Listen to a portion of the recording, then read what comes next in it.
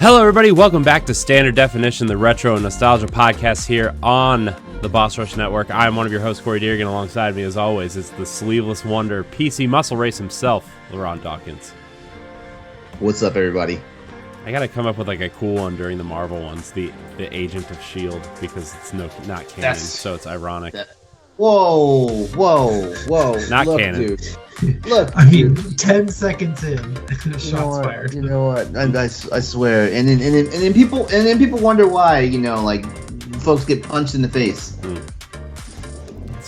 Are you gonna punch me in the face? It might happen. Also joining us is the head of Boss Rush Entertainment, Mr. Movie Reviews, apparently. Mark Pererra. Hi, Mark.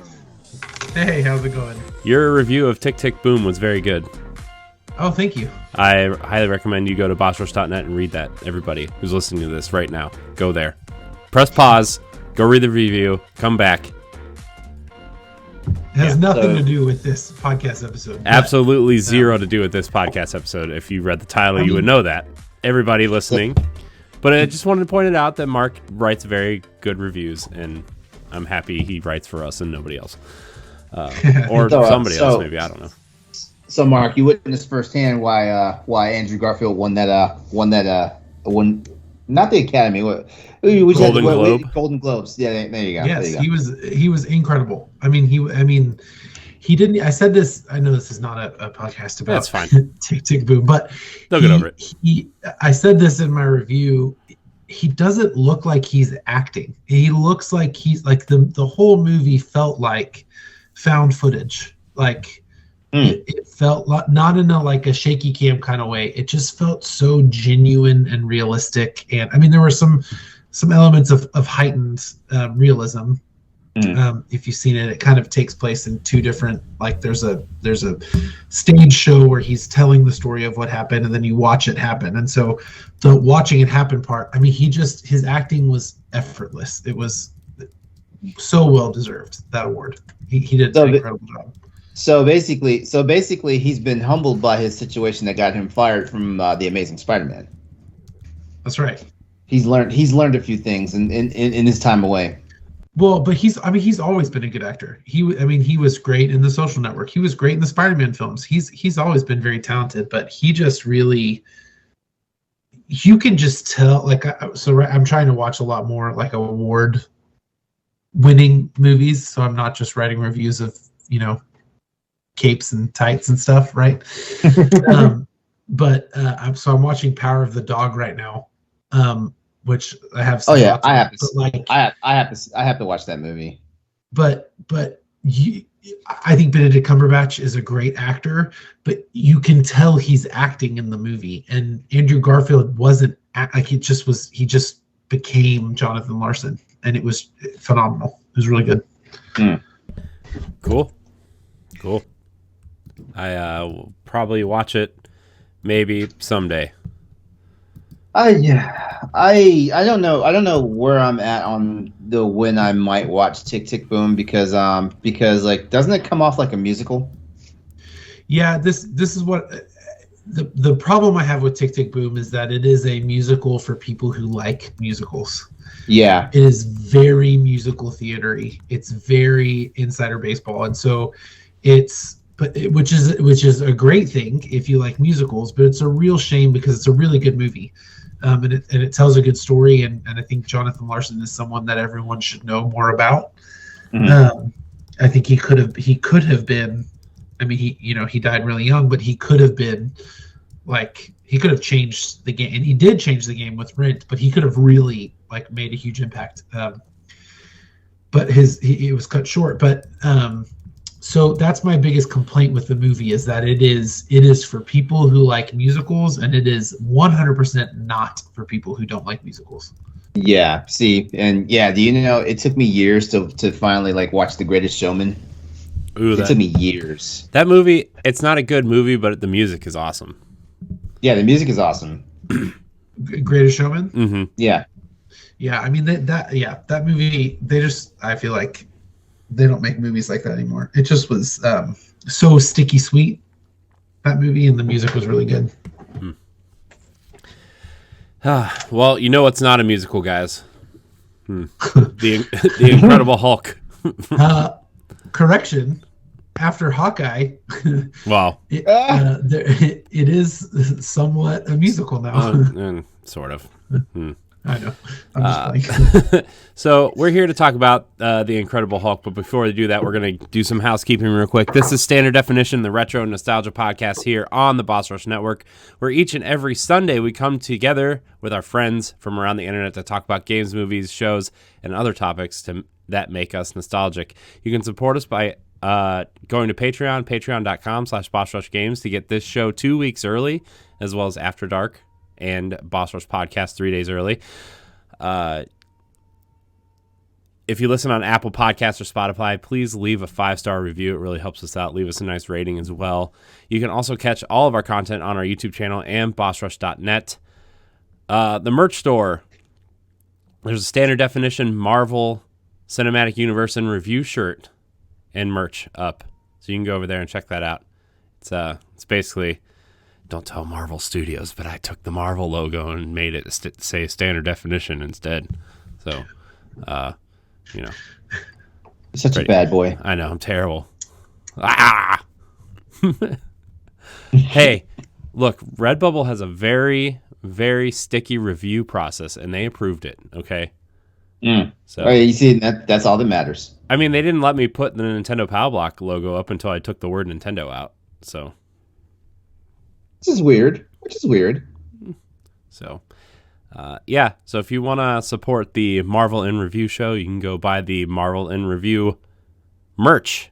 Buy a mug, buy a coaster, buy a shirt, buy a hoodie, buy a sticker. I don't care. Buy something or not. Whatever. Information for your ears.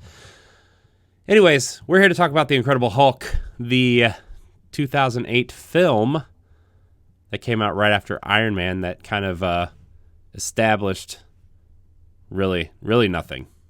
We'll say that. Really nothing.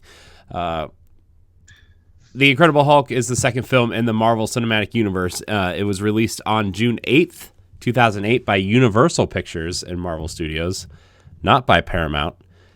Directed by, I don't know how to say this guy's name, Louis Leterrier.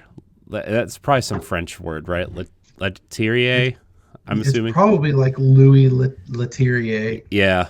Or Louis Leterrier. Yeah, Leterrier. Yeah, he's in a dog, so no. The movie had a star-studded cast, including Edward Norton as Bruce Banner, and focused more on Banner's survival, humanity, and his story with Betty. Though this was pitched as the sure bet over Iron Man, and actually performed substantially worse, doing less than half than Iron Man at the box office. Hulk. We kind of talked about it on the Iron Man episode, which you can go back and listen to if you haven't heard yet. It's up already. This was the movie that they said was going to do better than Iron Man when they were kind of doing these, shopping these around, right? Mark, you brought that up the last time. They were wrong. Yeah, I mean, Hulk was the established IP. You know, the previous film, Ang Lee's the Hulk. Though it didn't set the world on fire, it made back more than its budget, and it was critically reviewed pretty well. I mean, not bad. And people generally liked it, even though they really didn't. But for the most part, they said it was pretty good. And I mean, the Hulk had already had a TV show that was really popular, and so the Hulk was a known entity. And so it's crazy watching this because there's obviously a better of the two films, which I'm sure we'll talk about when we rank them. But when they were making this, Iron Man was like the niche art house film that they were making. That was like the film they wanted to make. And Hulk was the one where they're like, this one's going to pay the bills so that we can do something risky like Iron Man, which is nuts considering what actually happened. Yeah. So I don't know. I thought I liked this movie a lot more than I did when I just rewatched it recently. I think because the last time I watched it, I was telling LeRon before we started recording, I think the last time I watched this was either right before or right after Age of Ultron came out. And like even then, I think this movie is kind of like it kind of sticks with the rest of the movies for the most part until after Age of Ultron, and everything just starts kind of getting bigger and bigger and more bombastic and everything. So I don't know. My feelings of this movie changed quite a bit from what I remember. I'm gonna read the synopsis real quick here, and then we can kind of get into the characters and what and overall impressions and characters and what we liked, what we didn't like, budgets and everything. So, scientist Bruce Banner desperately seeks a cure for the gamma radiation that contaminated his cells and turns him into the Hulk. Cut off from his true love Betty Ross and forced to hide from his nemesis General Thunderbolt Ross, Banner soon comes face to face with a new threat, a supremely powerful enemy known as the Abomination. So let's talk general impressions. Mark, if you want to go first. Yeah, I was surprised by how much I liked this movie watching it this time around. I mean, in 2008 when I watched it, it was definitely the lesser of the two films. Iron Man was superior in every way, and this kind of felt like Iron Man made a marked change in superhero films, and it felt like the Incredible Hulk was two steps back. In the wrong direction. But watching it now, and especially watching it now in 2022, I feel like this movie is becoming so much more important the more that we watch it. I mean, spoilers for future Marvel films, but the Abomination was in Shang-Chi. The Abomination is going to be in She-Hulk. General Ross is in Captain America Civil War and was in Endgame and Infinity War, and so as Secretary of State. So I feel like this movie is becoming more and more important, and it was surprisingly, after watching Iron Man for the last episode and the Hulk for this one, it was surprisingly the one that was the most connected to the Marvel Cinematic Universe at large. And I don't know how this passed me, went over my head the first time I watched it. I'm not a comic book reader, so I might be saying something that everyone knows. But I was so surprised during this rewatch that the whole reason why he became the Hulk in the first place was they were trying to recreate the super soldier serum that made Captain America. Mm-hmm. And so this movie is so tied into the history of the Marvel Cinematic Universe and the future of the Marvel Cinematic Universe. And so I really loved it. I thought it was really great. I thought it was tight. I thought not tight, like cool. I'm not trying to sound cool. I thought it was like I mean, I don't think the kids use the word tight anymore, to be fair. I don't know what kids use these days, but it slaps. Is that still a thing? I meant like the story. I meant the story was tightly written. I thought they did it. It was a good balance of character and emotion and just action scenes. I thought the graphics were great. So I was pleasantly surprised, very pleasantly surprised with the movie. What about you, LeRon? What you rewatched it? You said. How do you feel about No. It wasn't a rewatch. It was a first watch. I passed on this movie. You've never seen it? That surprises me. I had never seen it up until I made the commitment to do the MCU stuff for Standard Definition. So I'd never seen this movie. My problem was, one of the main reasons why I did not go out of my way to see this movie is because I felt I had no real problems with the Ang Lee Hulk movie. So something just really just crossed me when I heard that they were doing it again. And honestly, the same feeling I had when we had so many reboots of the Spider-Man franchise is kind of the same way I felt watching the Incredible Hulk this time. But one thing I'm very cool at doing is I'm very cool at doing I'm very cool at setting my biases aside and stuff like that. So I watched the movie. The movie wasn't bad, but you can definitely tell this is pre what the MCU. Actually, no, not pre, because this came out after Iron Man. So I guess the easier way to say it is this was an outlier. It's pre-Disney from what was. Yeah, well, yeah, true, it's pre-Disney, but it's definitely an outlier from what Iron Man was planning on doing. So that was one of the things right there. Like there are some good story beats in it. I do appreciate the fact that, General Ross, who ultimately became Secretary Ross by the time we get to the later part of the MCU movies, so I like the inclusion of him in there. I kind of wish, he like now looking at the path that the MCU went, that he had basically created what was the team that basically started the actual Civil War? The Thunderbolts? In the comics. Was it Thunderbolts? I thought they were something else. I thought it was somebody else. See, a lot of the comics I don't read outside of X-Men. So, because I don't know. Yeah.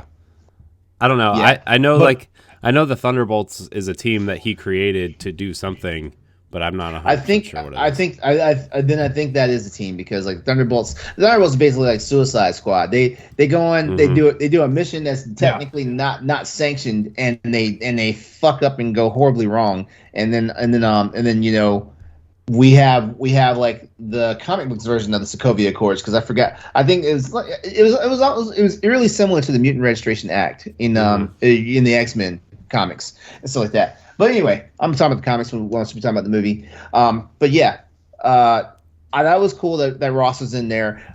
That being said, though, like I really wish that this man had a lot more accountability. Like looking at how he becomes as we get further into the MCU, like standard definition episodes. You guys will hear me talk more and more again about how, like, I think Ross should not have been as big as he is at this point. By that point, but the movie itself didn't let me down. It wasn't what I expected, and like this movie came out when 2008.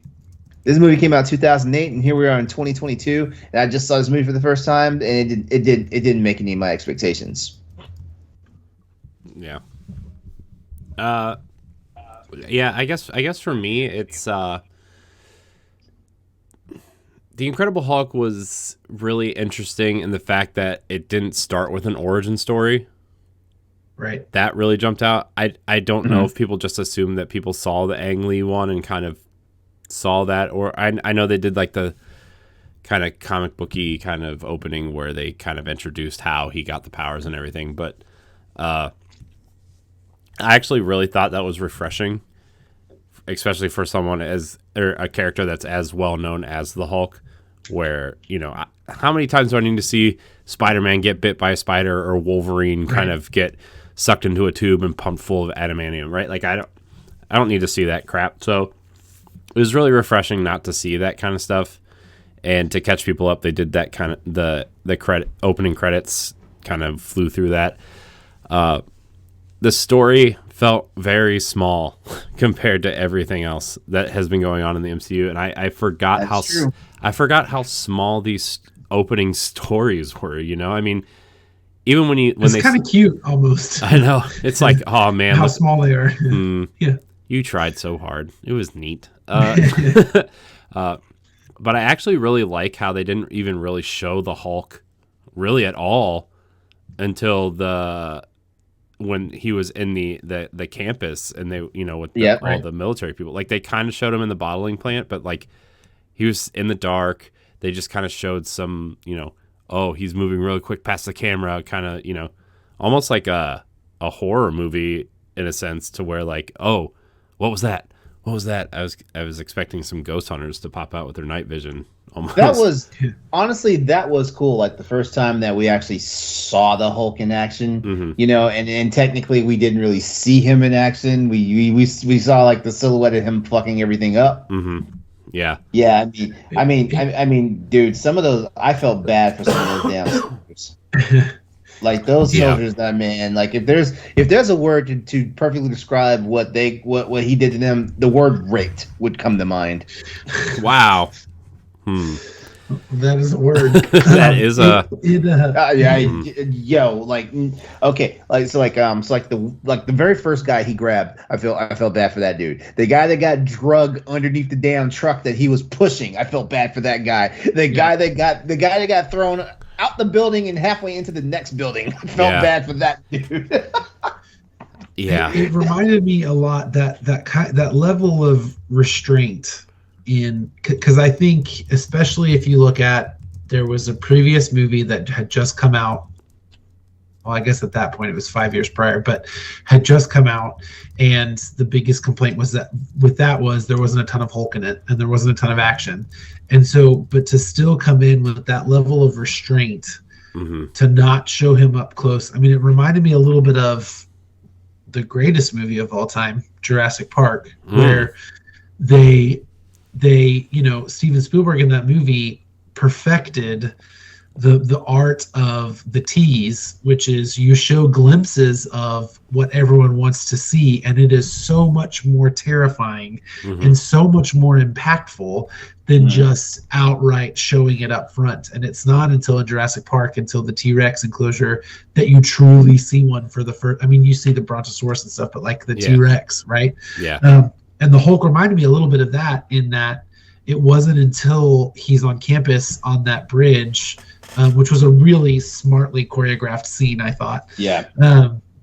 That you really see him for the first time, and it was like, I thought that was really well done, the way that they kind of structured that. Yeah, and mirroring Iron Man almost. It was way more of like how it focused on Bruce Banner instead of the Hulk, which was the smart move. Which, we kind of just talked about that, but like I really thought focusing on his like survival really after he ran, right? Because it had been 5 years since his last encounter with the government or whatever, and he's kind of laying low and working at the bottling plant and stuff, right? And it's just, I don't know, man. And like even him watching Sesame Street to learn the language, right? To learn Portuguese was so like. Just little things like that it was really smartly done. I really enjoyed those little moments. I would definitely say the first half of the movie is way stronger than the second half. But I would agree with that. But I think that was kind of the conclusion we came to with Iron Man 2, is like that last act kind of didn't hold up as well as we thought it did or wanted it to, And go ahead, Mark. Yeah, I mean that's a problem with a lot of MCU movies is the premise and the opening act and the opening kind of 2/3 are typically, at least until a certain point, are typically much stronger than the rest of the film. And it wasn't until, I mean, you might say, Avengers I think was an outlier in the early MCU films, but it really wasn't until like Winter Soldier that they really started to focus on, okay, the ending needs to live up to the promise of the beginning. And so I think you're right. And that's something that Marvel really has hung its hat on, is there really are, it's not about, at the end of the day, it's about the explosions and the superheroes and all that, but their movies really are about the people behind the mask. And so Iron Man is much more about Tony Stark than it is Iron Man. And the Incredible Hulk is much more about Bruce Banner than it is the Incredible Hulk. And that's something that they really have focused on each movie, is really exploring the humanity of the people behind these ridiculous costumes and names and powers. And that's something that it's cool to see them doing even here on their second movie out of the gate. Yeah. And like you said, like I actually didn't notice until I noticed before this rewatch, but like I didn't notice until the last time I was watching it that like, oh, this movie specifically ties into Captain America so incestually. It's crazy. Right. It's so crazy. Because and there was even go ahead. Sorry.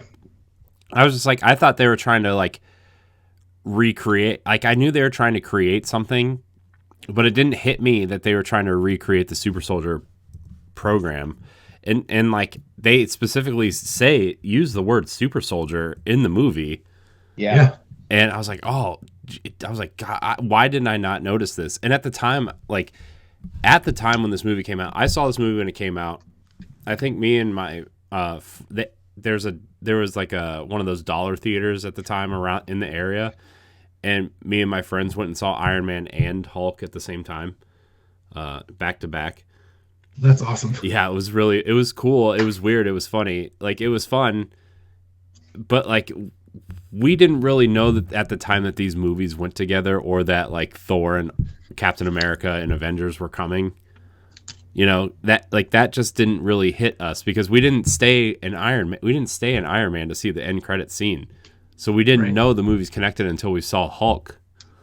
And we were like, oh, well, Iron Man 2, the Hulk's going to be the bad guy. Like, that's what we thought. Because like, I mean, spoilers for the end of the Hulk, or the Incredible Hulk, but like when he's in the middle of the woods, like, and his eyes turn green, he looks like he can control it, right? Which is something I want to get to when we get there, right? Because like that kind of doesn't mesh with the rest of the MCU, but we'll get there until obviously like Endgame. But I just really feel like the movie for me, it was the beginning was really fun and really great. I think the middle to the end was like not great. But I think about the time when he meets Mr. Blue is kind of where the movie starts to like turn into almost cartoon territory. Well, I think the problem with the movie, or the reason why it seems like it takes such a turn, is that, I mean, it's been widely, publicized that there was so much turmoil behind the scenes for this movie. Mm-hmm. I mean, Edward Norton has a reputation for being a phenomenal actor, but being just a real asshole. Mm-hmm. Yeah. And he, I mean, it's no secret, Mark Ruffalo plays the Hulk now and not Edward Norton. And so he was, I mean, constantly rewriting scenes on the day and being like, we need to make this more about Bruce Banner. We need to make this more serious. And so there really are two movies here. And I think that both movies are good. It's just when they meet in the middle, because Marvel very clearly wanted to make one movie and Edward Norton very clearly wanted to make a different movie. Mm-hmm. And so they let him get away with it in the beginning. But then the end was a very Marvel, it was a very, Iron Man versus Warmonger battle, which I thought graphically they handled really well. And it was, I honestly liked the ending of this one better than I liked the ending of Iron Man. But there is a drastic tonal shift when it gets towards the end of the movie. And I think it's because, of that friction in the background, that Edward Norton just really trying to get his way and Marvel trying to do what they knew was going to make money and do well. Yeah. Yeah, I agree with you 100% on that. Before we actually get into the characters, the budget for this movie was $137.5 million, and at the box office only made $264.8 million, which was a little under half of what Iron Man made. I was shocked when I saw this box office number. Like, I knew it did worse, like, I mean, quote unquote, worse than Iron Man, but I didn't know it did this bad. But it made double its budget. Yeah, I mean, it did. I mean, on its own, it did well. Yeah, I mean, you just think of like, okay, Iron Man made $500 million, and then like you think of MCU numbers now. If it doesn't hit $1 billion, it's a failure in fans' eyes, right? Like that's just how this crap works. But it's just like, God, $264 million, and I know we kind of talked about some of the stuff that came out at this, last time, right? With what Batman, Dark Knight making over $1 billion. I mean, the X-Men, it made $100 million more than X-Men and Fantastic Four and stuff. But like, man, this it was crazy to think that there was a time where the MCU movies were not $1 billion blockbusters every 3 months. Right. So, but I mean, I think this right here is what they expected Iron Man to do. Mm-hmm. And I think that they would have considered this to be success for Iron Man. Mm-hmm. And I think I think Iron Man outperformed what they thought the Hulk was going to perform. Mm-hmm. But I think the box office was flipped. Right. And so, but I still think if we look at, this is the second film for this studio and it made back double its budget. That's a success. It's a much smaller success than Iron Man, but it is still a success. That is actually worth worth saying, worth repeating, honestly, because at that time, superhero movies they did not have the best reputation. Superhero movies, actually, honestly, any like what I call crossover movies, where if they come from a different medium and they become movies, like look at cartoon and TV show adaptations into movies. Look at comic book adaptations into movies. Look like a lot of book adaptations into movies didn't do well back then. Like if it was. It's funny how we shifted, like in like movie culture, to where now like it seems like the good stuff is stuff that's being brought over from another genre, and how stuff based off in original content is now kind of the stuff that never makes any money at the box office. It's kind of crazy. Yeah, it's man.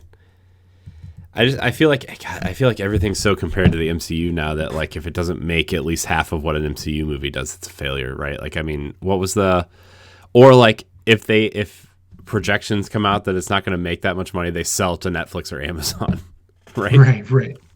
But I mean, the bar is so astronomically high now. If it doesn't make $1 billion, if it doesn't make $1 billion, it's like, oh, that wasn't a success.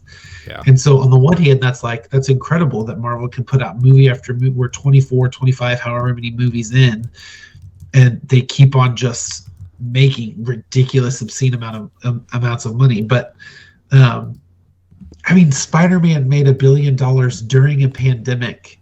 I know, which is just nuts. So, I know. That's just people being stupid. At the time of this recording, it's been number one at the box office 4 weeks in a row, right? Probably 5. And well deserved. I've seen it twice. I'm probably gonna go see it another time.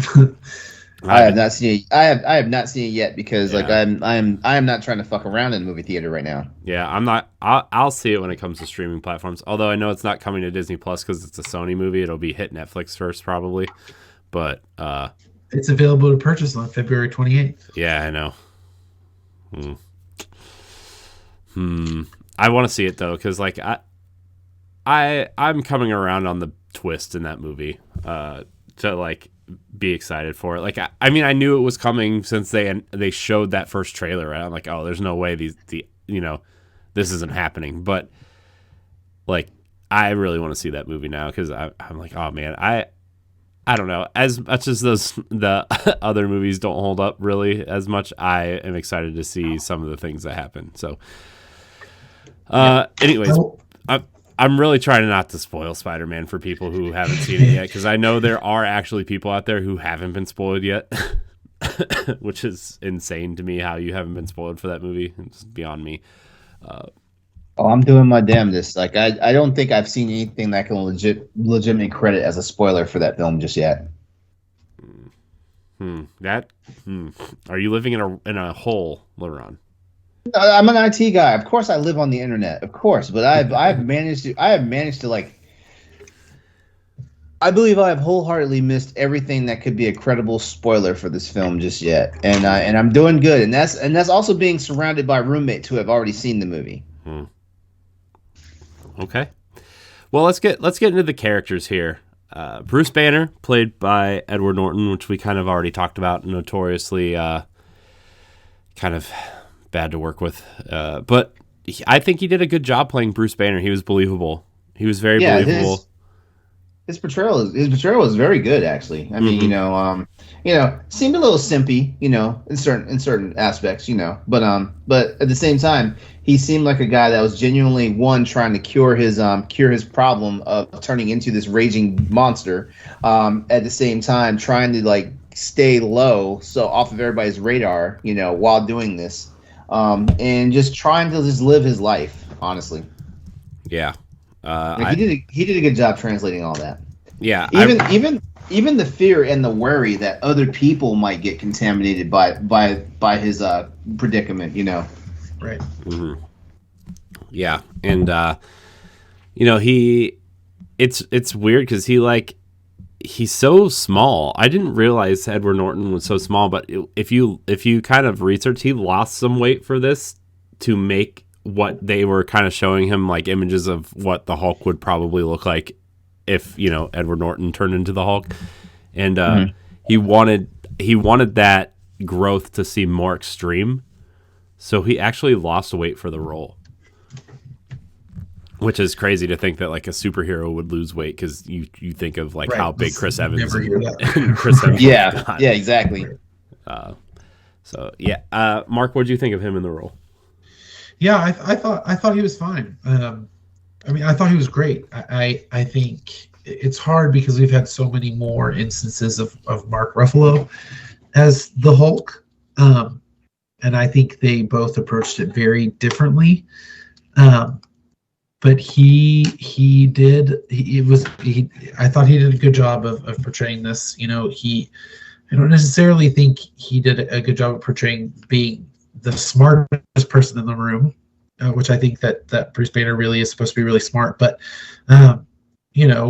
just like you said, LeRon, he's a man who desperately wants to fix what's going on and cares about the people around him. And there was an empathy he brought to the character, and a lot of kind of gravitas. And so I thought he did a good job. I don't miss him, though. It wasn't a marriage of actor and character like Tony Stark was. Honestly, especially with the character like the Hulk, I feel like anyone could be the Hulk. It's really all about the Hulk, and that's CGI and motion capture. And so it wasn't groundbreaking in any way, but I thought he did a good job. I don't know. Like you said, Mark, there's so many more instances of Mark Ruffalo that like it's really hard to think of him not being Mark Ruffalo anymore. Right. And it's just felt like a different. I don't know if it was just because like the other movies were Paramount movies and this was a Universal movie, and the ways they were shot and like the effects that were used and like the direction in particular. But like he just felt. He didn't feel like Bruce Banner.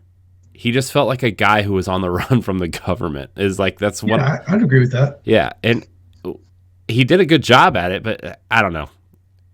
I feel like I'm talking us in circles now, but like he just didn't feel like Bruce Banner, and I think that's just because we've seen so much of the Hulk already in other, future movies that this just didn't make sense anymore. But I think people might get upset by this if they're comic book fans, but I don't think that. Again, I think the character of Bruce Banner is important to the Hulk. I don't think that there really is any like defining characteristics of a Bruce Banner. It really doesn't matter who Bruce Banner is. Mm-hmm. What really matters is the juxtaposition of whoever Bruce Banner is versus the Hulk, right? Mm-hmm. Whereas Tony Stark is 100 like there are characteristics, there are qualities that make Tony Stark. There are all of those things that go into that, who that character is. But Bruce Banner is just kind of like a blank piece of paper. So I don't think that's why I think it was so easy for them to recast. Obviously he had problems or whatever, but he's just kind of a blank slate to me, the character of Bruce Banner. And I think that Edward Norton didn't ignite that. He just kind of was anyone. It didn't have to be Bruce Banner, Yeah. Plus, like at the time, like I know we talk about the popularity of Robert Downey Jr., before his kind of addiction issues and whatever, and this was like his coming out party, right? But like there was a time where Robert Downey Jr. wasn't really in anything before Iron Man, right? There was like a small window of time, whereas like Edward Norton, still one of the biggest actors at the time. Oh yeah, right. Yeah. Especially coming off of Fight Club, American History X, and like he was like the name in Hollywood, and like I think I also had a lot of my brain had a hard time disconnecting him from who he was at the time, also because he Robert Downey Jr., you can't think of him as any other role than Tony Stark, but like Edward Norton is like this character, and he's just Edward Norton, right? So I don't know. It's almost the Johnny Depp conundrum where like you see Johnny Depp, but like you don't really like Johnny Depp is playing these characters, but you only really see Johnny Depp because it's Johnny Depp, and his persona is more iconic than the role he's playing. Unless you're watching Pirates of the Caribbean, I guess, right? But then he just goes and plays Jack Sparrow in every other movie after that. So, right. Maybe that I had a hard time with that too, because like up until Iron Man, I don't even remember the last thing I saw Robert Downey Jr. in before Iron Man, to be 100% honest with you. Like I really don't. Yeah. But let's move on. Liv Tyler plays Betty Ross. I really loved her in this role. I always forget Liv Tyler exists, and when she pops up, I love her in every role she's in. I think that's the best description I've ever heard of Liv Tyler. I agree with that 100%. Mm-hmm. Yeah, my favorite scene in this entire movie is the pizza parlor scene when her and Ty Burrell's character walk in, and she sees him through the hole in the kitchen window, and like he disappears, and she like runs out and like is looking for him, and like she comes back in and like grabs the guy's hand. I think his name is Stanley, right? Like Stanley. Yeah, right. And she's like, tell me I saw what I think I just saw or whatever, and like he pretty much tells her without telling her. Like that whole scene right there is just like, it's heartbreaking for her. It's heartbreaking for Ty Burrell's character because like they're together, but like now he still knows that she's in love with him, even though she doesn't know where he is or can't be with him, right? And it's just like that whole scene, the way it plays out was just, man, it's good. Yeah, they were the strongest part of the movie. Edward Norton and Liv Tyler. They really sold the romance and the heartbreak and the. Mm-hmm. I mean, they were great. My only complaint with Liv Tyler is her voice, how she whispers everything. Yeah.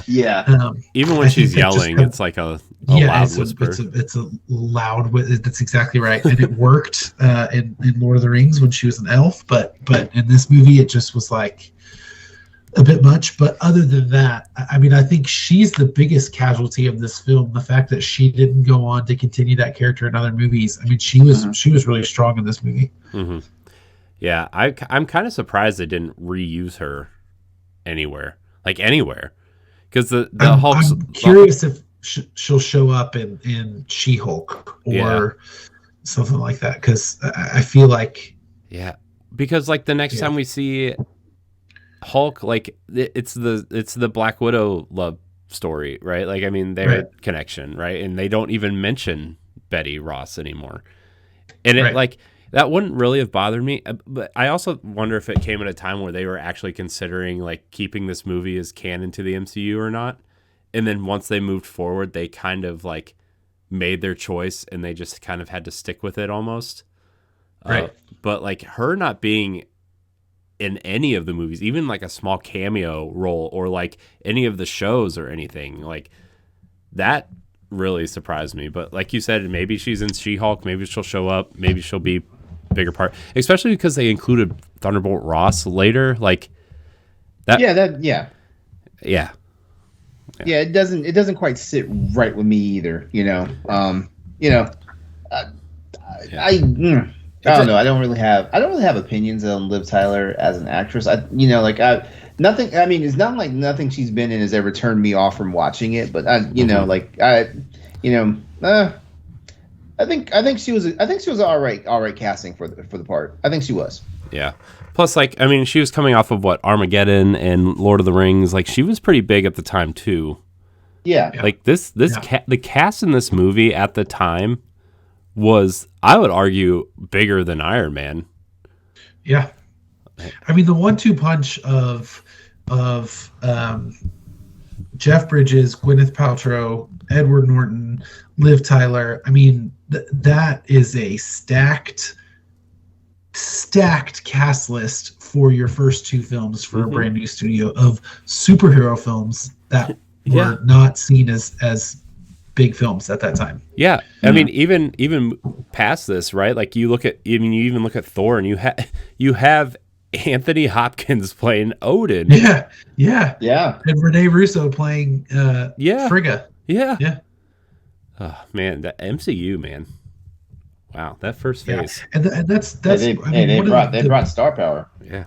That's right. and one of the biggest tools that the MCU has in their toolkit that they use often is bringing characters back and bringing actors back. I mean, obviously they did it in Endgame in big ways, but they even did it in small ways in Endgame. They had Robert Redford come back from Winter Soldier. He was retired. He retired from acting between Winter Soldier and Endgame, and they convinced him to come back for a superhero film. And so, they brought back Red Skull in Infinity War. And so, and that had been a distance of 10 years between Captain America and the first Captain America and Infinity War. And so I feel like at some point down the line, she will come back, whether a small or a big way. But it does seem like a big waste to not have used her. Mm-hmm. Yeah. Plus, I wonder at the time the way that the contracts were structured, and because remember, Robert Downey Jr.'s contract was so different from everybody else's, right? Because he took that. His was like the only contract. Him and Edward Norton had the contracts where like they took money off the back end of the movies. Yeah. That they were in, right? Instead of, their base contract or whatever, the way that other actors. That's why Robert Downey Jr. made like, what, $80 million off of Infinity War, right? And like everybody else made like pennies on the dollar. But yeah, man, it was a shame that Liv Tyler did not show up. But you know who did show up? General Ross. William Hurt played Thunderbolt Ross. He annoys me. The character or the actor? The character. Like, I don't... Like, I know he's supposed to be, like, the bad guy and just annoying, but, like, he's so gung-ho on catching the Hulk that, like, I feel like he ignores every other responsibility he has, either as a father or as a general or just as a basic human being. Like, he doesn't care about anything else. Yeah. But I mean, they kept that true to the character even through Civil War and on, because even when, it turned out that, Iron Man was a little bit in the right, or Captain America was a little bit in the right, and he was trying to save the world once again, he still dug his heels in and was like, no, this is the law and whatever. And he's a prick. And that's his character. And I thought he did a good job of portraying that. Yeah. What did you think, LeRon? About Ross? Yeah. I enjoyed Ross. Ross, it's funny because I actually enjoyed Ross here, and then his later appearances in the MCU, is like, man, like, get this guy the fuck out of here. For this movie though, I genuinely enjoyed him because there's politics involved in this, right? He's double dealing. Like, he knew he fucked up with trying to revive the super soldier serum, and it's obvious that he hid like evidence of what he did, from his superiors, from Congress, from the Senate, and like the higher chain of command and stuff like that. And he said here framing like Bruce, as a person who stole military secrets and intel and stuff like that, when overall it's his fault and stuff like that. I love the fact that he was basically like a Captain Ahab, like he was trying to catch that damn white whale and stuff like that. I do like how they actually showed how strained his relationship was with Betty. You can see it. Like the fact that like she had to get his attention on the campus by calling him dad, because like first he was just calling him general, and stuff like that. It was, I liked everything about the way William Hurt played that character. Yeah. Yeah. He definitely was just like Ross was probably like the most believable character in the movie, if I'm being quite honest. Oh, see, like, I think what annoyed me is, like, every other character I feel like had some sort of either character progression or multiple facets to the character, and he was just so one note the entire movie, you know, that, like, it just didn't feel like he had any kind of growth, which I get. Like, that leads into Civil War and his character there, right? But, like, he's just so one note about everything. So, all right. So the next character here we have is Tim Roth. He played Emil Blonsky, aka Abomination. I really like this character, except it really threw me off that they like didn't use like an American actor to play an American soldier.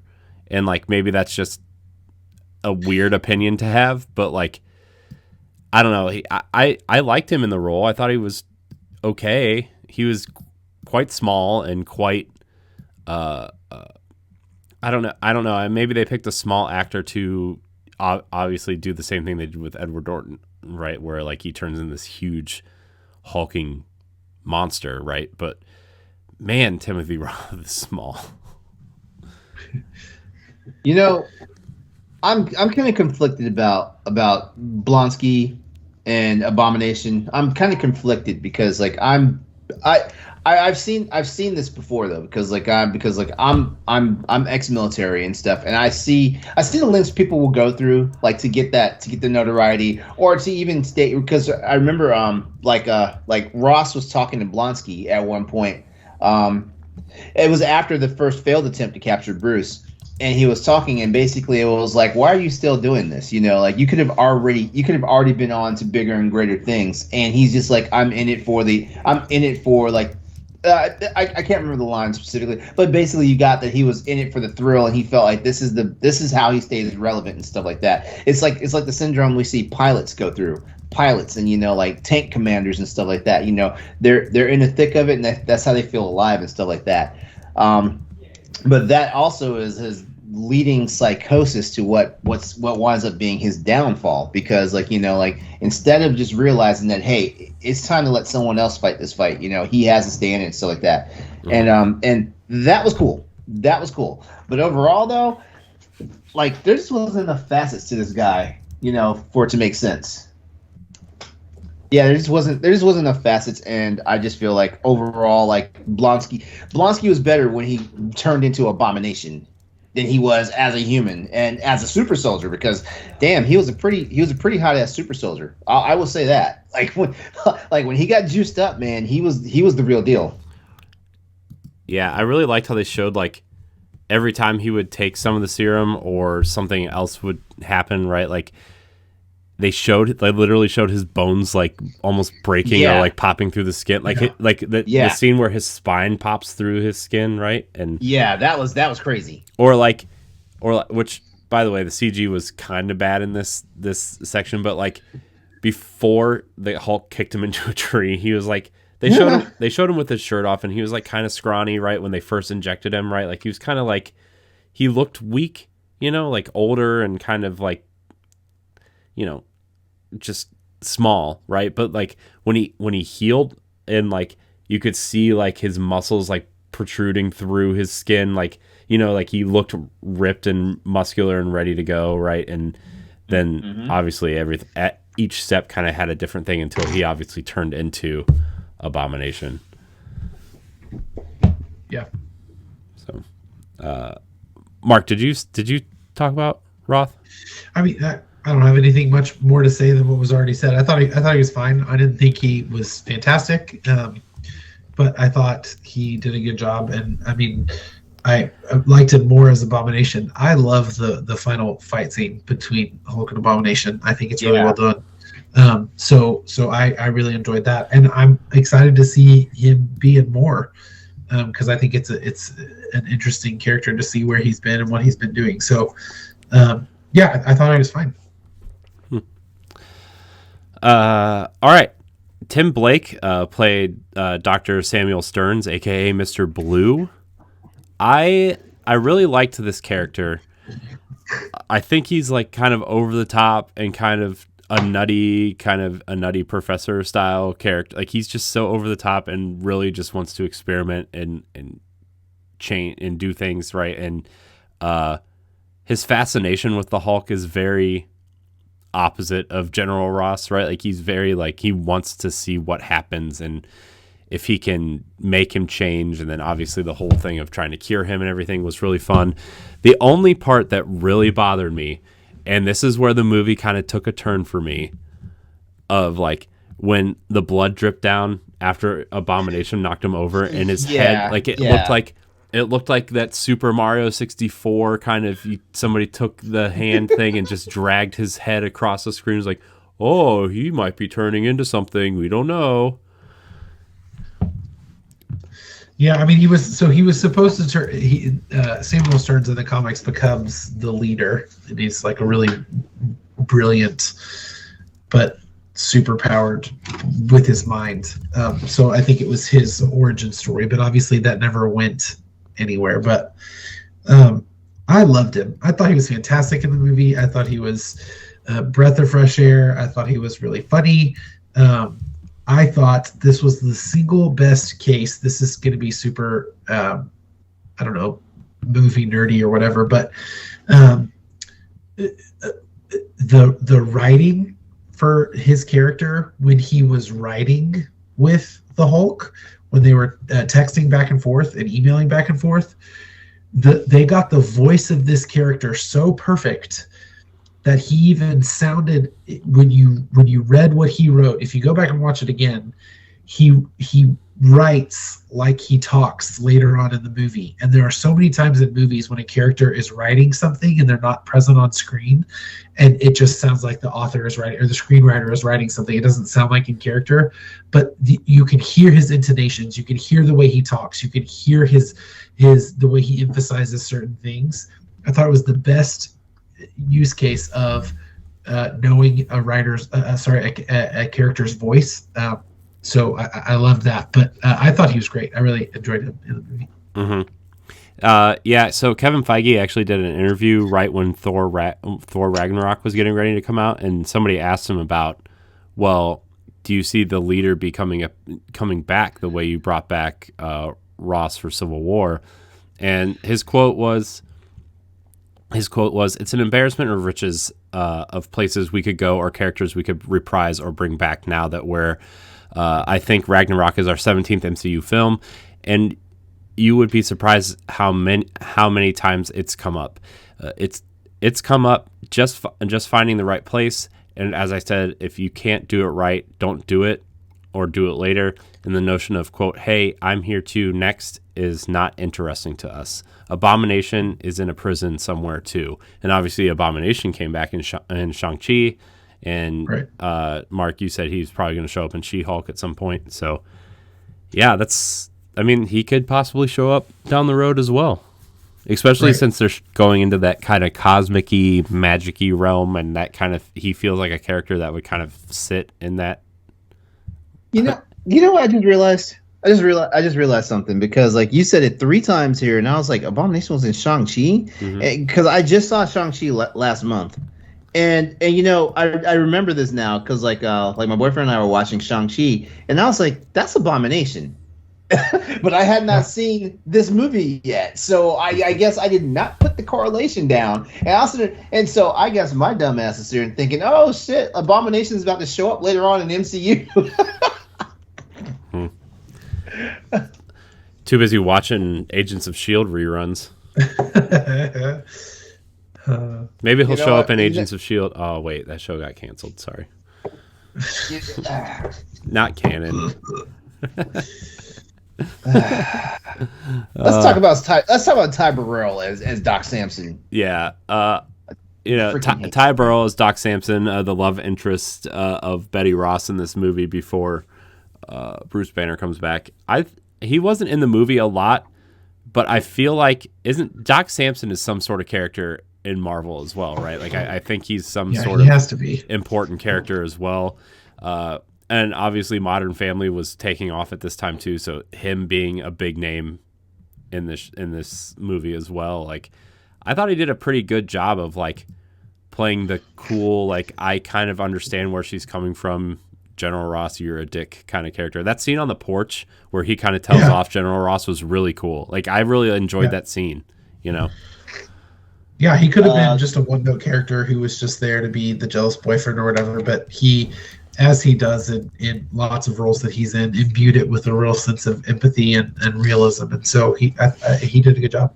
Mm-hmm. Yeah, Doc Samson. I just looked him up real quickly in the Marvel wiki, and he actually is tied into the actual Incredible Hulk storyline and stuff like that. And he actually he's actually not just tied into the Incredible Hulk storyline, but he's also like affiliated with General Ross at certain points, and he becomes Doc Sasquatch, which is another amalgamation of Hulk.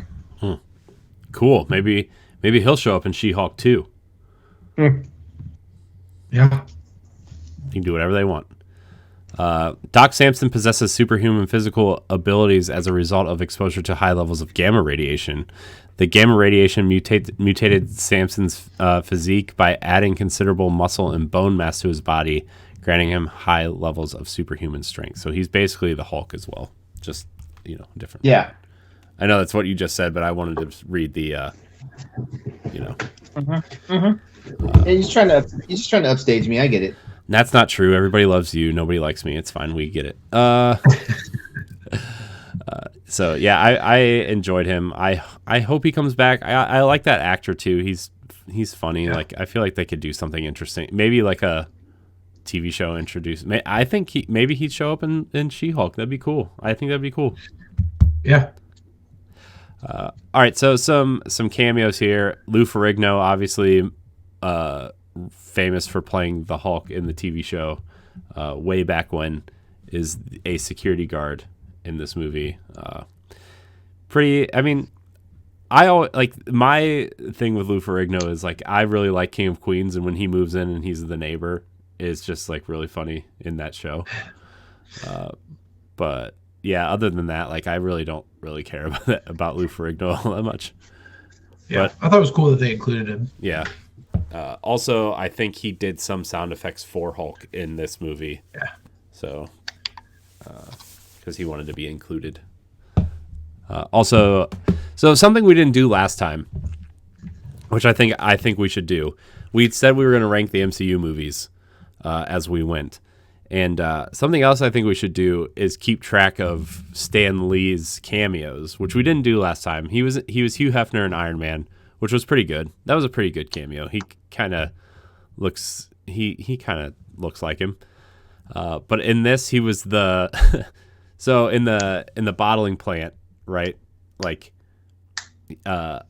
Bruce Banner cuts his finger, and he has to go down and find the blood and make sure it's cleaned up. And he got one spot, but you could clearly see that the blood split into two, and one landed in a bottle.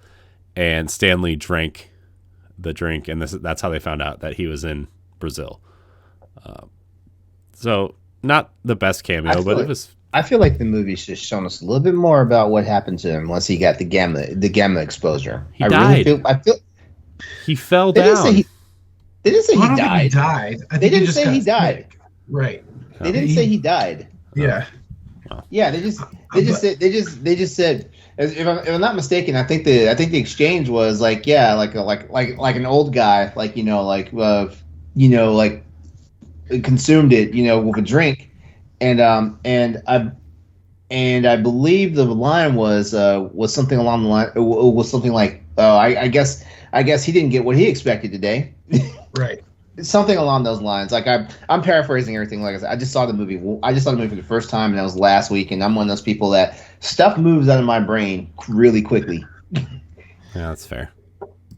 I think this cameo was much better than the first one. But one of my favorite parts about this movie is that it takes place in Brazil. I'm Portuguese. My family's Portuguese, and so I love when Portuguese is spoken in movies, and I grew up drinking Pingo Doce, which was what the drink that they were making, and so. Oh, that's a real drink. Oh yeah, for sure. Oh, that's so cool! It's like Surge or oh God, Surge. Or like not Sunny Delight, but like it's like an orange drink. Yeah, it's like a citrusy carbonated beverage. Yeah, that's cool. I didn't know that was a real drink. I love when they do that. Because sometimes, like TV shows or movies use like fake beverages in their scenes. It's like, God, it's so annoying. Just pay the $10,000 you need for the Coke license and put a can of Coke there or something. Yeah. Well, I don't think that Pingo Doce is really can say, I'm going to charge you this much money, because I don't think a lot of people know who they are. So, I liked his cameo in this movie. So okay. Yeah, I want to talk about like our favorite moments and kind of what we didn't really like. I know we kind of have discussed a lot of the movie already. Yes, Mark. You left out one huge cameo. Oh God, what'd I do? In the movie, which is one of my favorite things that Marvel does, which we've talked about a lot, is bringing back characters from previous films. But we missed the whole Iron Man thing. No, not that one. We're getting to the end credit scene later. Yeah, not that one. When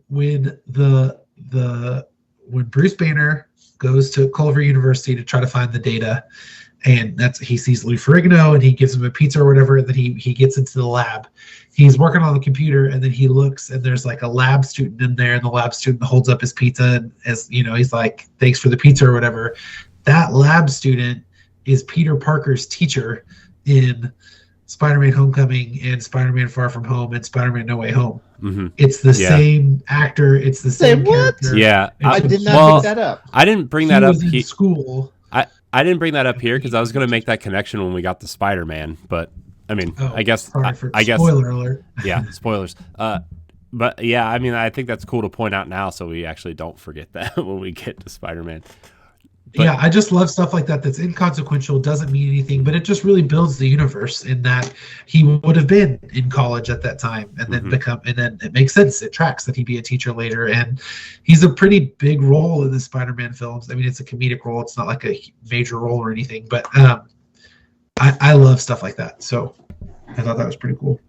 Yeah, I like that too. It's man, Hulk like. The more we talk about it, the more you just realize Hulk's kind of DNA is everywhere in the MCU at this point. Yeah, it really is. Yeah. So, all right, I want to talk about what our favorite moments really that we haven't really talked about yet, and then we'll talk about like our least favorite moments and kind of the ending, which Mark, you said you liked, and I think we have differing opinions on the ending. But. LeRon, we're going to start with you. What are kind of your favorite parts of this movie? Like, that we haven't really touched on. Favorite part of one of my favorite parts of the movie. I'll just do the favorite parts as they actually showed up in the movie. Favorite part of the movie, first time he actually hulks out, like in the bottling plant, and just effing all those freaking soldiers up and everything. Like he even but honestly though, when he freaking like chucked that one guy that was taunting him the whole time, is his coworker from the bottling plant, I was like, let's go, let's do this. And then just the whole subsequent like ass kicking and smashing that was going on, subsequently, of course the second appearance, of the Hulk, at the campus, that was another good moment for me. Maybe I'm just an adrenaline junkie because like I liked everything about that.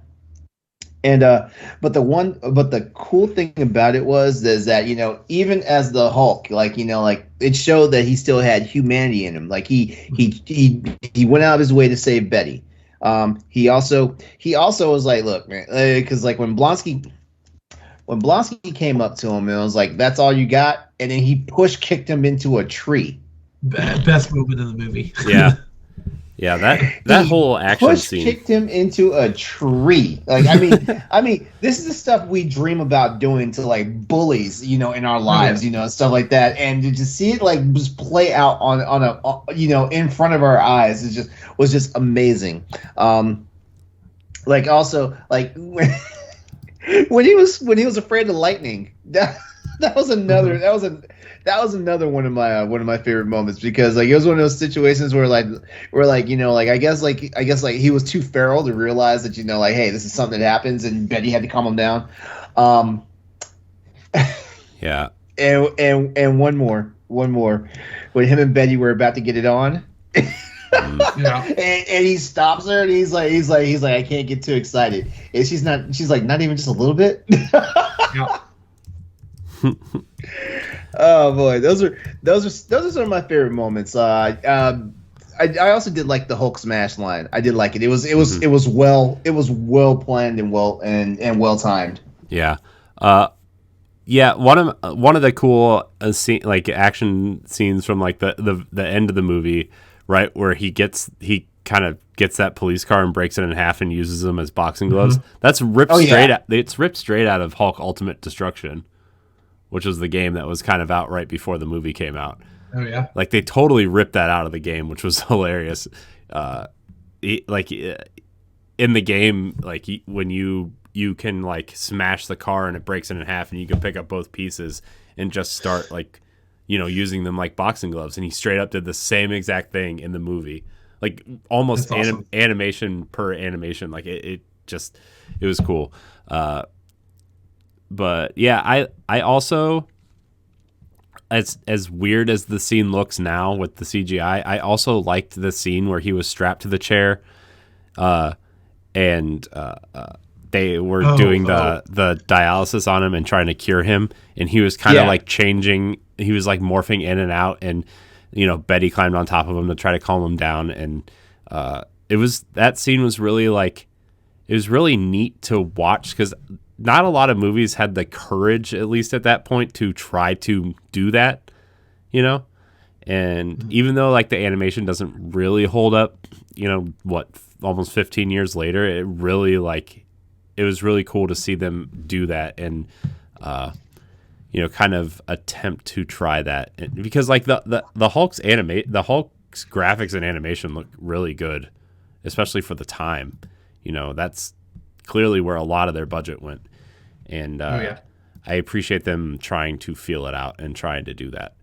One of the other scenes, we kind of already talked about it, and LeRon, you kind of just talked about it, but the scene right before the big courtyard fight,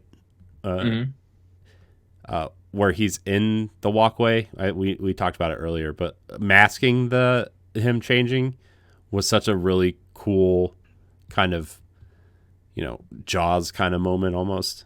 Yeah.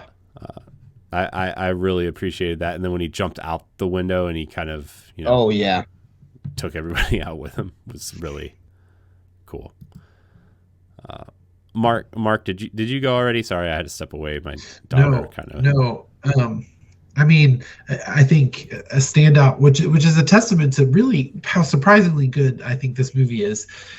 Every scene with the Hulk, I think, was a standout in this movie, which means in my mind it was a success. Like they did a good job with that character and really building up who he is. And I already said I loved the fight scene between. I mean, I guess I like big monster battles, but Hulk versus Abomination, I thought it was clever. It was interesting. It was him, breaking the part of his bones and then stabbing him with his own bone. The Hulk stabbing Abomination with his own bone, and the Hulk clap and the Hulk smash. And I loved the final fight scene. I loved everything in the beginning in Brazil, just because bias because of the Portuguese. I think, and I think you said this, Corey, I do think there are two standout moments for me in this film. One is when he just drop kicks Blonsky into a tree. I mean, murders him, essentially. Like, he doesn't know that he's taken something, and he just straight up murders him. That was fantastic. And two, that scene in the diner between Betty and Bruce when she sees him for the first time.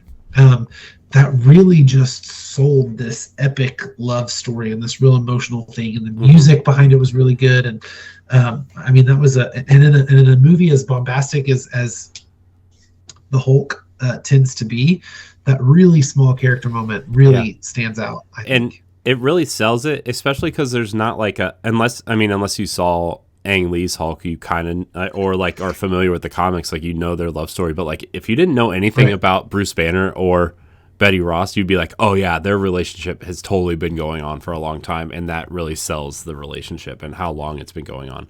I really thought that moment in particular, it's probably my favorite moment in the whole film, honestly. Yeah, you might be right about that. It might be the best one.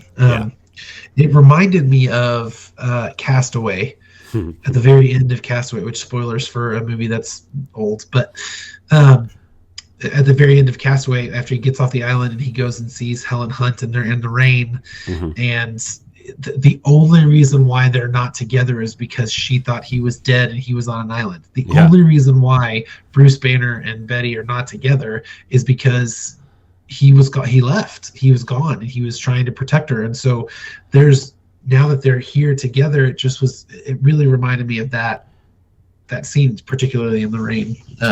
So I thought it was really well done. Yeah. The other scene that I really liked too was in the courtyard, like when the helicopter was crashing and the Hulk like somehow becomes cognizant of Betty and where she is, and he knows that he needs to save her, even though obviously he's the Hulk, and him kind of holding her while he's engulfed in flames and watching the panic in General Ross's face that was a cool scene too. Yeah. So, anything we didn't really care for, LeRon, I think we're kind of on the same page, opposite of Mark, where I actually thought the end fight scene looked pretty fake. Like it looked. Yeah. Sorry, go ahead. No, do it, because I was talking over you. I'm sorry. Yeah, I kind of like. I don't think the Hulk and Abomination looked fake. Like, I think their animation is actually pretty good. It's the set that they're fighting on that looks small and not great. Like, I think the helicopter looks totally fake. I think like the rubble around the helicopter looks fake. Like that whole shot just really bothers me. In a movie that like has been so well done up to this point, and you get to this final fight scene on a rooftop that just looks totally fake. It looks like a totally different movie.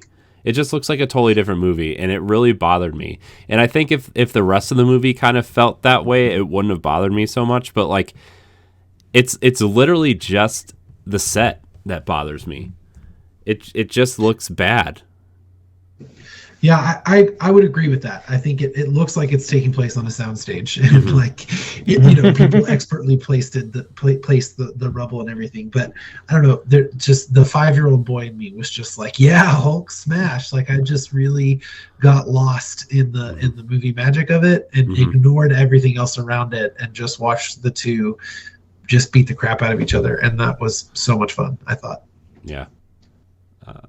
But other than that, like I really feel like the movie was pretty well done. There wasn't anything that I really hated other than that set at the end. What about you, LeRon? Is there anything else that you really? Not really. The movie was well put together. It just seemed like I don't know. Maybe it's just because like I'm spoiled, with 22 other Marvel movies now. Maybe I'm just spoiled. But it seemed like that was our comic book movie when all the other movies in the MCU are trying to take the genre seriously. Yeah, it must have been really hard to go back to this and watch this for the first time. Also, right? Like I feel like this might be the same for you as it almost to an extent when I went and watched Ghostbusters for the first time like a couple weeks ago, right? Where like, man, if you watch this at the beginning of the MCU when it was all first kind of starting and stuff, and you saw how awesome the Hulk could be and how awesome Iron Man could be and how it could lead into like, even if you weren't really aware of the Avengers kind of thing, and like how cool it would be to have an Iron Man and Hulk movie, like that would like totally different back then to what it is now. I 100% agree with that. Oh yeah. That was honestly like, I mean, the movie didn't disappoint me, but the movie definitely to me felt like it was a product of its time, and that's not saying it was a bad movie or in any way. Yeah, I mean the only other movies you had to compare this to was Iron Man, which came out a month and a half before, and the X-Men movies. Okay, hold on, because I honestly feel like there was other Marvel fear out there. Yeah, the X-Men movies are out there. I think Spider-Man had jumped up and had started running. Like Tobey Maguire, had at least one run at that point. We had 3 Blade movies. Yeah. And stuff like that. And in all honesty, like they could have done this movie like the first Blade movie, and it would have been amazing. God, dude, Blade 1 is so good. Can we do Blade at some point? I've never seen them, and I want to watch them before the new Blade movie comes out. So I'd love to do that. Maybe we'll when the new Blade movie comes out, we should do the other 3 Blade movies leading up to Blade. Yeah. That'd be cool. I would love to. Sorry, LeRon, I didn't mean to cut you off, but Blade. No. Blade was cool at the time. Like, Blade was awesome. I even kind of liked the third movie. That movie was that first movie. You know, to use an old school term to show how old I am. That movie was fucking dope. Yeah, dude. I'm dude, the opening scene. The opening scene when they're in the club and it just starts like raining blood is like. Corey, like you were with me last week for Boss Rush After Dark. Like when I talked about like the club we were at and that song started playing and it yeah. Just check it out on Patreon, guys. Like you will not be disappointed. Yeah. That song brings something out of people. Yeah. I'm trying to think if there's anything else that I missed in this movie. I think it was pretty straightforward. The end of the movie, obviously, like Edward Norton sitting in the cabin. He's doing his meditation, right? And then it does like the countdown thing, right? Days Without an Incident 31.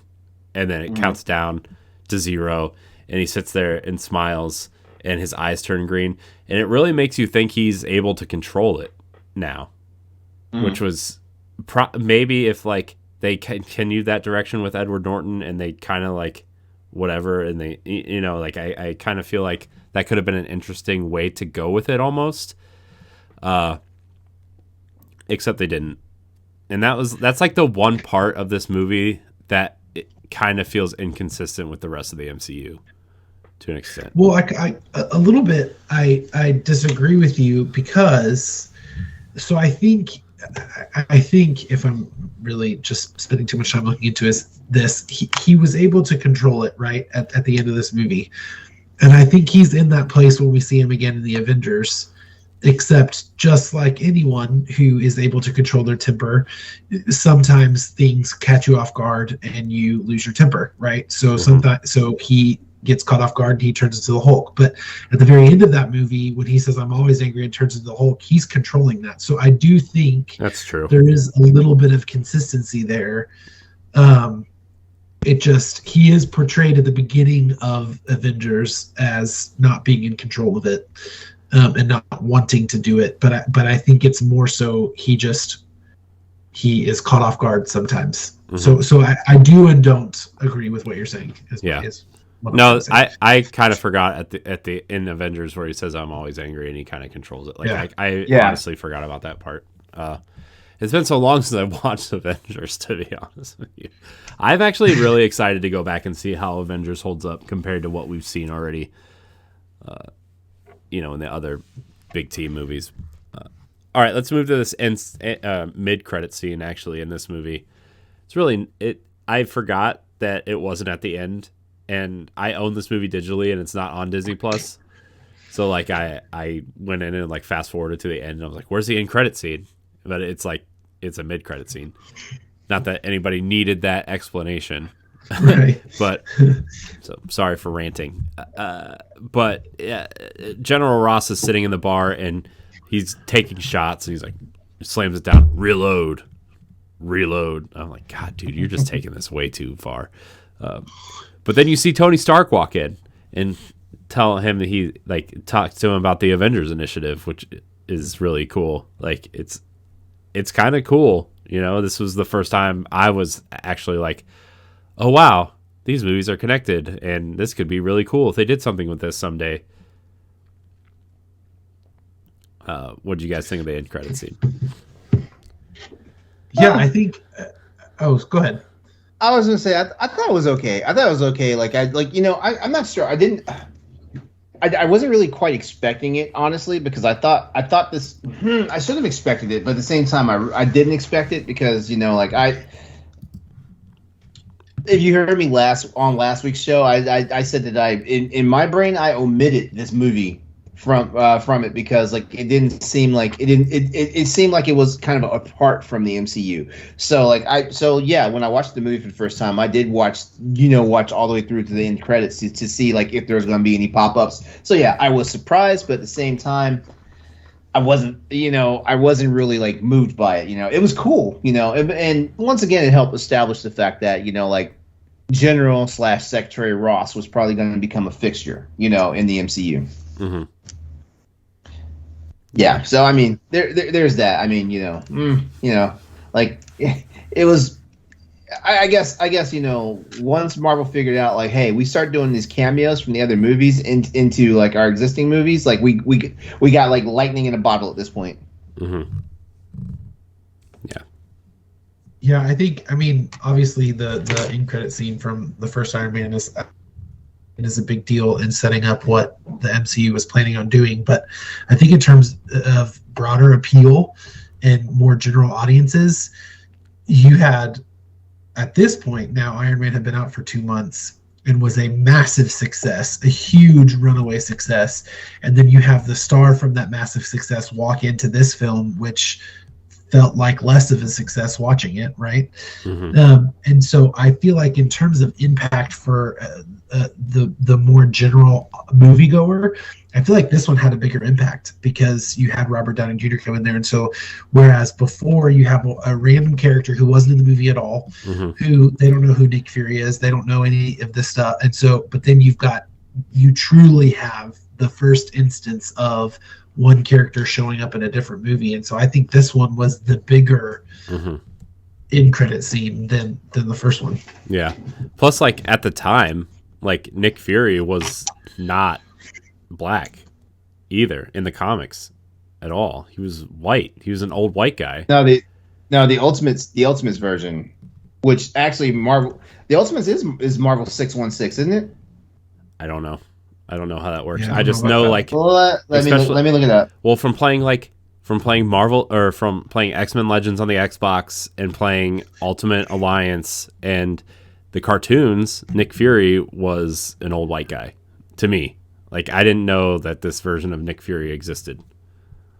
And it wasn't until later that I found out, oh, well, they kind of like retcon this in the comics at some point to where like the multiverse version of Nick Fury is a black guy, or he's Nick Fury Jr., which, Nick Fury had an illegitimate son at some point, and it was this Nick Fury. I don't know.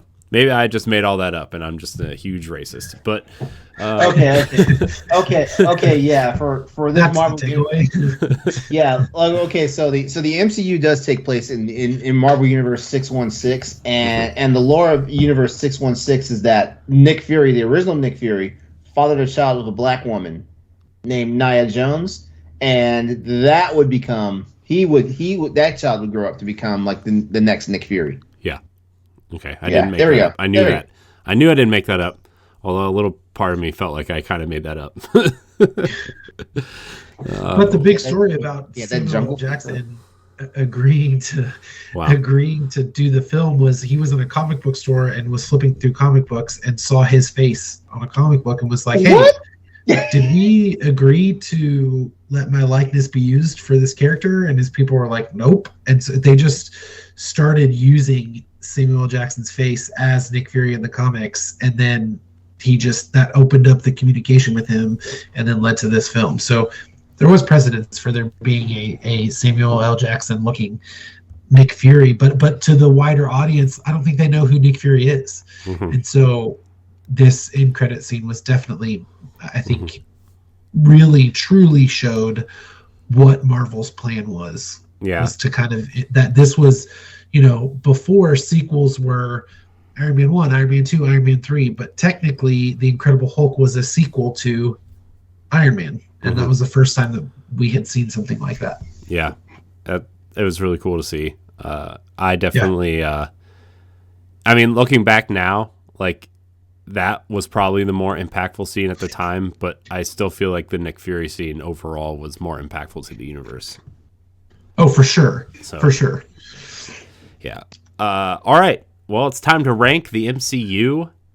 This is the first time we get to rank something, guys, because Iron Man, obviously, just Iron Man, number one. Where is this movie better or worse than Iron Man? You know what? I'm gonna let you guys talk first. Oh man, I mean, for me, I think Iron Man is better. Like, just overall production, and I really like Robert Downey Jr. as Tony Stark because I really can't imagine anybody else playing Tony Stark. I like Iron Man better than the Hulk. I don't. As much as I thought at least the beginning of this movie was super interesting, I just don't think there's really anywhere else to go with the Hulk. And I feel like that's why, besides the rights issues with Universal, like I really feel like that's why Disney hasn't really bothered to go get the Hulk back from Universal, for a solo movie, is because like the Hulk kind of fits better as a as like a sidekick character almost, or like a character that's not as important for us from a storytelling perspective at this point, and like what you see when you see Hulk stories now, it's always like it's not Bruce Banner. It's always like I think there is the one where it was the Asian kid or She-Hulk, or like it's always a spin-off character that they're telling a Hulk story with, and not Hulk now.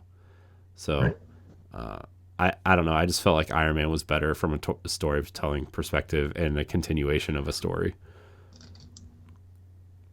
Yeah, I agree. I mean, I feel like it's not even a question. Iron Man was a better film all the way around. And so I think far and above, Iron Man is better than Incredible Hulk. Okay, I just wanted to make sure that I wasn't going to be the person that skated against the grain here, because I agree. Like Iron Man is like the superior film right now in this outing. Mm-hmm. Yeah, for sure. All right, so to catch everybody up on our MCU ranking, in case you missed the last episode, which you should go back and listen to Iron Man because it's Iron Man. Number 1, Iron Man, and number 2. The Incredible Hulk. That's our ranking so far. What's next? Iron Man 2 the next time? Yes. Iron Man 2. Yeah. It's Iron Man 2, Thor, Captain America, or is it Captain America then Thor? Thor, Captain America. Thor, Captain America. Captain America is the last movie before Avengers. Great. Right. I remember loving Captain America. I hope it's as good as I remember. Except for I hated Captain America. The ridiculously long car that Red Skull drives. It's it's so cartoonish. Like, what were they thinking? The entire movie is like incredibly, astonishingly grounded in most points, and then you get this cartoonishly long car that, like, I don't know, some Hanna-Barbera cartoon would drive. Like, it's just he is a guy who has a red skull for a head, so I feel like but it's with the character. It's explained by science. Oh, sure, yes, of course. Also, fun fact: his the sidekick scientist guy in that movie also plays Dobby in Harry Potter. Toby Jones. Yes, he sure does. All right, well, that's going to do it for this episode of Standard Definition. I want to thank everybody for watching and or listening. Remember, you can get the show 2 weeks early by going to Patreon, patreon.com/BossRushNetwork. For just $1, you get this show after dark 2 weeks early, the Boss Rush podcast 3 days early, Boss Rush Presents 3 days early. It's a lot of value there for $1. Mark, LeRon, thank you for your time. I appreciate it a lot tonight. Mark, where can we find you? It's a pleasure. You can find me on Boss Rush, writing movie reviews and banters and news pieces and all those good things. And then you can find me on Twitter at ExceptInPererra. Fun. LeRon, where can we find you? All right. You can find me everywhere at Exodus803, EXODUS803. That's social media as well as Twitch and YouTube. Also, that's my gamer tag for PlayStation Network as well as Xbox Live.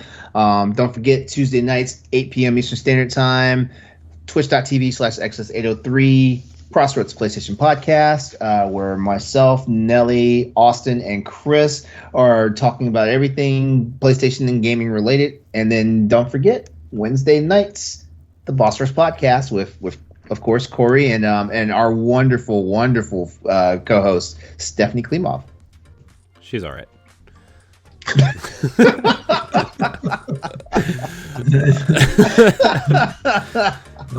Wow. She's here first. No, I'm just kidding. Yeah? No, she's great. She's hosting our Disney animated Standard Definition episodes, which is really great. Yes. I wanted to get her hosting something because, I feel like she deserves a shot at that. She's good at it. So you can find me at I am Corey HD on Twitter and Instagram. You can find me hosting the Boss Rush podcast every Wednesday night live on twitch.tv/Boss Rush Network or on Monday mornings on free feeds. You can also find me hosting our Xbox podcast, Arsenal X. Remember to like, subscribe, share, rate, and review wherever you listen to this show. 5 stars, please. And until next time, we love you. Goodbye. Take care.